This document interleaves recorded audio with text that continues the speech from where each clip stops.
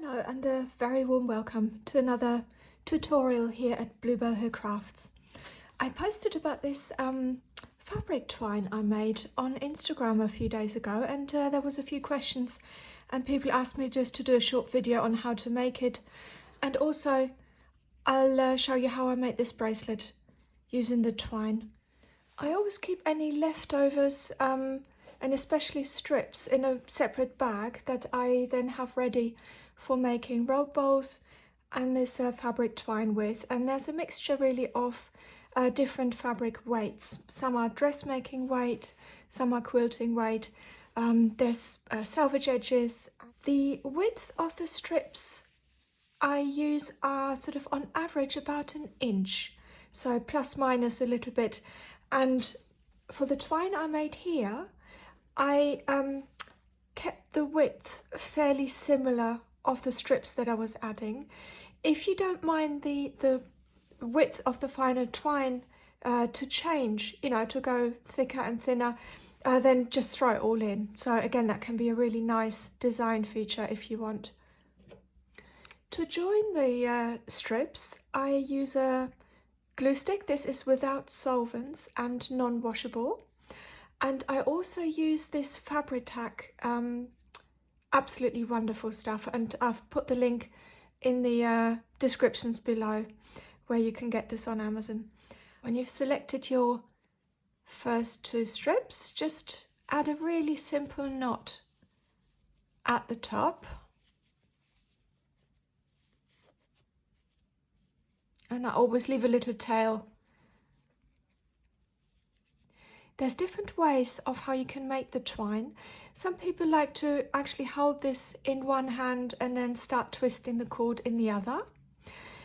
Personally, I actually like to pin this, and I've got I'll show you, just got a little box here with some scrapbooking supplies, which is nice and heavy. And I've got one of those clips here. I think the bigger ones are called bulldog clips. And I just clip it in place, and that allows me to actually work under tension, and I find that I get a more even result from that. Sometimes if I sit in front of the telly on the couch, I also pull up my knees, grab a safety pin, and then put this onto my jeans, and then again you have the tension in there. So I've made a little start on this piece, and this is how you twist. You always twist away from you before crossing over. And then you use the other hand to keep the twist in place.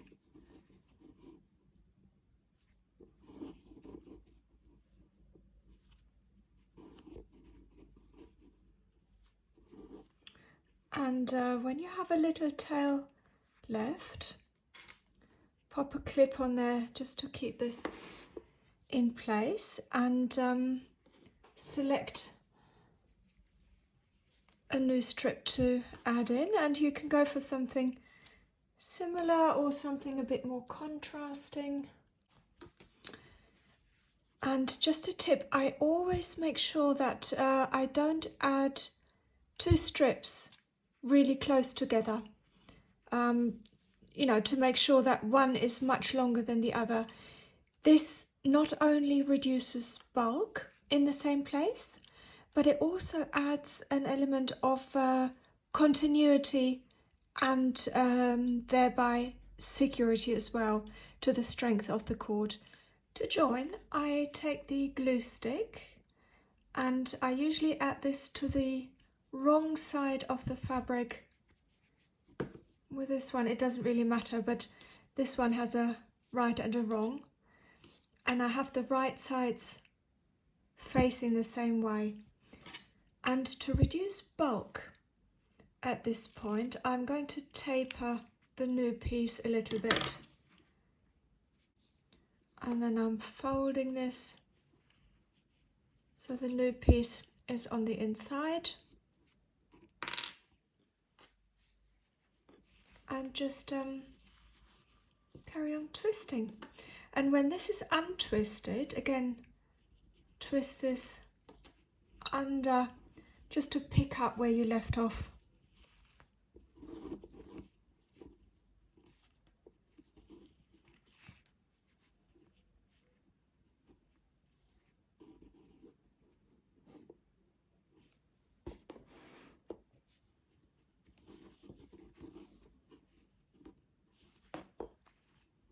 And where you have some bits sticking out, you can either trim them down later on or use a bit more glue to stick them down if they bother you.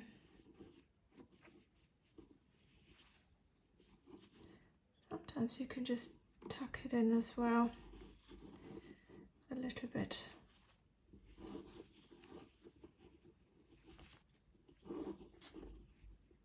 And I really love how you can get stripy effects when you use two contrasting colours and put them together. So this is the bracelet I made with the fabric twine, and by adding a sliding knot here, you're actually making it size adjustable as well. So you could, if you wanted to shorten it, pull it through. And so, I mean, you may like these sort of flapping ends, but you could use a connector. This is from Jewellery Making Supplies, a metal connector ring, just to catch it and keep it in place. If you haven't got anything like that, you can really easily just make your own fabric version. So I've taken a little piece of fabric, let me show you, folded both ends in so you don't show, unless you want to, the raw edges. Fold it over and then added some stitches and closed it up. And again, you can slide that around the bracelet and keep those ends in. Just decide how many times you want this to wrap around. See here, this, I would tidy up this bit.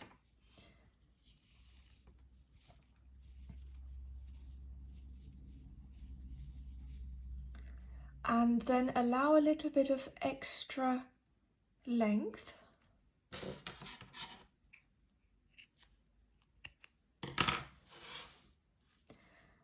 And just undo the winding, or twisting rather, before adding a knot to secure the ends.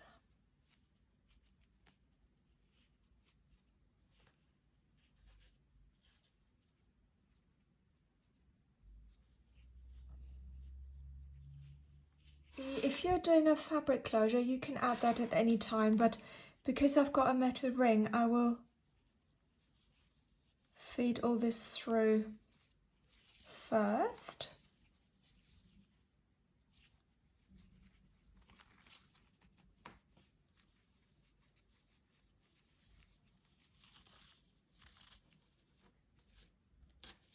I'm going to add my sliding knot here. I like using Irish wax linen cord for this because it's lovely for macrame. Because of the waxed texture, it holds any knot perfectly. I've actually got quite a number of colours on my website if you want to use this. Cut a little length. So the easiest way would be to start like this, but then you have the have the knot showing on the outside. So I'm actually turning this around so you're working from the reverse, if that makes sense. So you start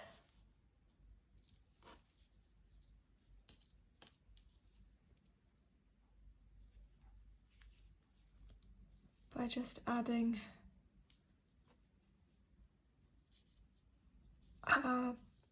I suppose a half knot.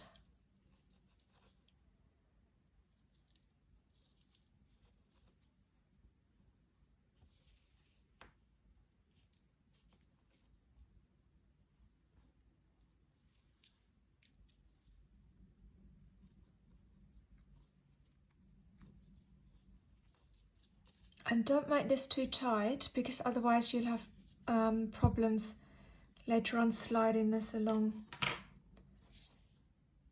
And then you take the other side,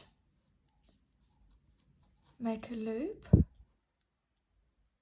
cross over the top and through here.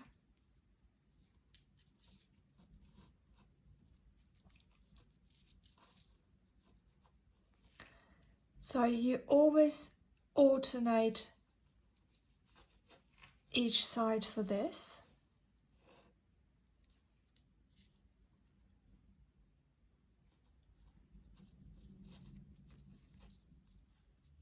And you can see little loops forming on the edges. And just as a reminder, which side is next, and that's the one with the latest loop here. So over the top and through from the underneath.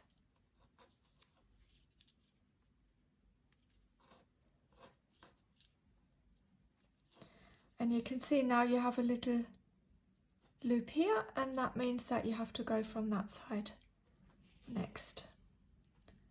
Over the top, underneath and through.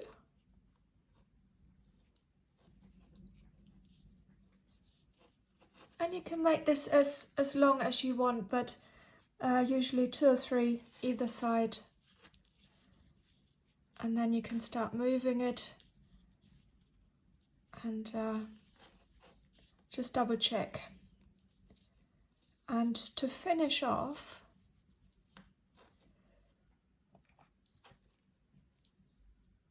I like to add, it's called a surgeon's knot. So you pass this through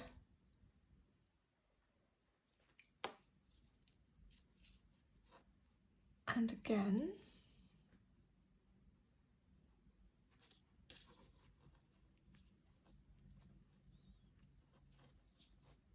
Now, this is pretty much impossible to unpick because of the waxed texture, but please bear in mind, if you wash this, especially with any shampoo or detergent, the wax will wash away.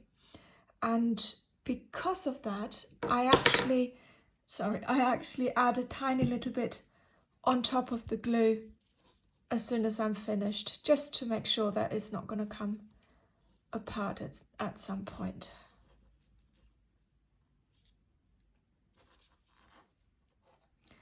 So when you have a little flap of the knots, I'm going to add a little bit on the underside, tiny little bit, and then tuck it down.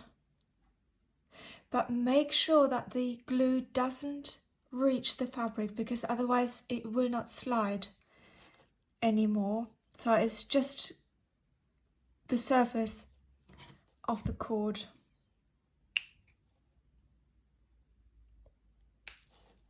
And then you could add a little bit more.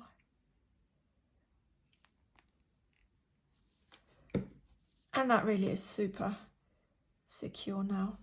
And just smooth it out a little bit. And that will now be on the underside of the bracelet. So give it a little bit of time to dry. So you see how you can make the bracelet smaller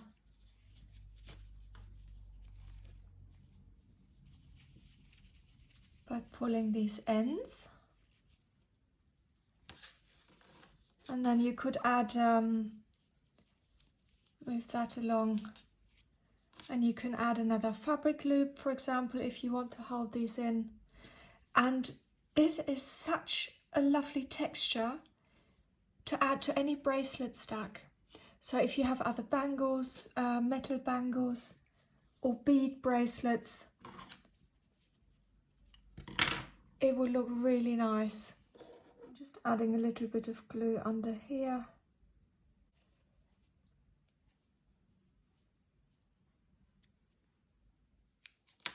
You You can just tidy up some of these really long threads if you like. But due to the nature of the fabric strips, the fact they have raw edges, you will get some of this fray again with wear. But it just adds some nice texture, I think. And you can trim the ends, and I like to have them slightly different lengths and not make a really straight cut again, to add a little bit of texture.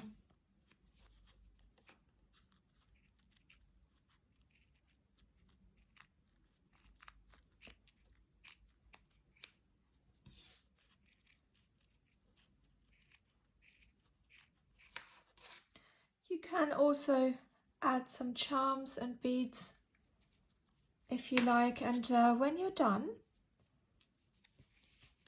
you can just put this on. This is how it looks if you combine it with a few bangles or some other bead bracelets.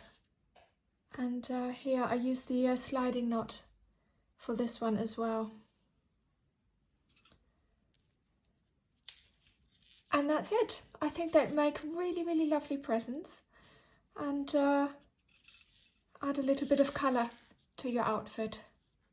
I hope you enjoyed this tutorial, and I will see you again soon. Thanks so much for watching as always. Thank you.